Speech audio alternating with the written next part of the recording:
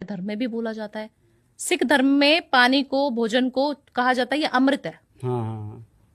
जल प्रसाद हो प्रसाद गया, पाओ। है ना। आपने वहां लंगर कर लिया, आपने जूतों की सेवा बता दी, हम बिल्कुल उस ठीक सेवा है। को बोलते हैं कि आपने अपना वहां पे सब कुछ त्याग दिया। क्यों सिख धर्म में बोलते हैं कि कुंडली नहीं माननी? सही बात है। बताइए आप क्यों बोलते हैं? आपसे पूछ रहे हैं हम, बताइए। यार नहीं आप हर पता? पॉडकास्ट में एक सवाल ऐसा पूछते हो जिसका जवाब मेरे पास नहीं होता। अच्छा ठीक है, हम बता देते हैं क्यों। हाँ। देखिए, उनके धर्म में कहा जाता है कि आपको अपनी इनकम का, चाहे आप गरीब हैं चाहे अमीर हैं, आपको अपनी इनकम का 10वां हिस्सा दान करना है। चाहे वो कोई भी सिख हो, उनके यहाँ पे सिखाया है बच्चों को ही कि आपको अपना दसवंत निकालना है और उसको दान करना है सबसे पहला। पर जकात तो मुस्लिमों में भी होती है। उसमें भी होती है, उस पे भी आएंगे। तो आपने क्या करना है, सबसे पहले अपना 10वां हिंदुस्तानी तो नहीं, ये तो हिंदू तो नहीं निकालता पैसा, वो तो कब्जे 100 करोड़ आया रख लो जेब में, मत दो, कुछ मत दो, छोड़ दो। ऐसे से लोग भी हैं हमारे धर्म तो में। पंडित को 50 रुपए देने में भी सोचते हैं। मैं खुद पंडित हूं, मुझे नहीं देते लोग। क्यों ऐसा?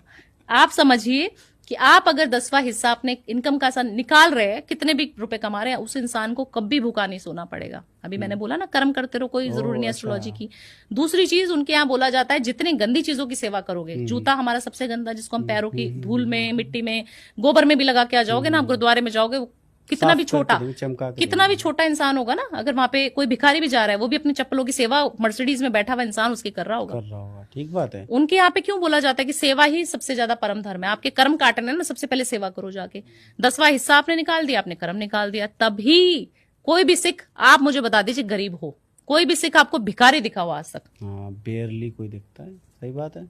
कर्म सुधार लिए ना उसने, कर ली अपनी एस्ट्रोलॉजी पूरी। जो हम हिंदुओं को सिखा सिखा के हमारे जो फेस का रंग काला पड़ गया, हम बोलते बोलते थक गए, हमारी जवान घिस गई, जूते घिस गए कि भैया ये कर्म कर लो, 10वां हिस्सा निकालो अपना। और वहां पे ये सिखाया जाता है कि सबका भला हो, नहीं जी, सर्वदा काला भला। बिल्कुल नहीं पड़ा है, ये तो झूठ बोल दिया आपने कैमरे पे।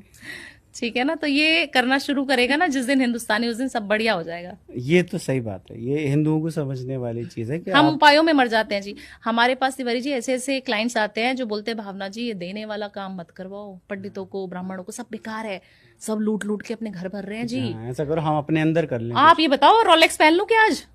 बताओ। 50 लाख की गाड़ी ले लूं क्या? हाँ।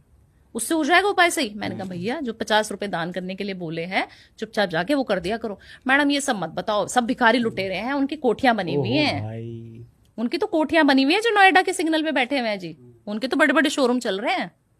आप कहा उन्हें भिखारी समझ रही हो? मैंने कहा भैया तुम गुरुद्वारे में खाना खिला दिया करो जाके, वहां तो नहीं चल रहा। अरे वहां पे भी चल रहा है जी।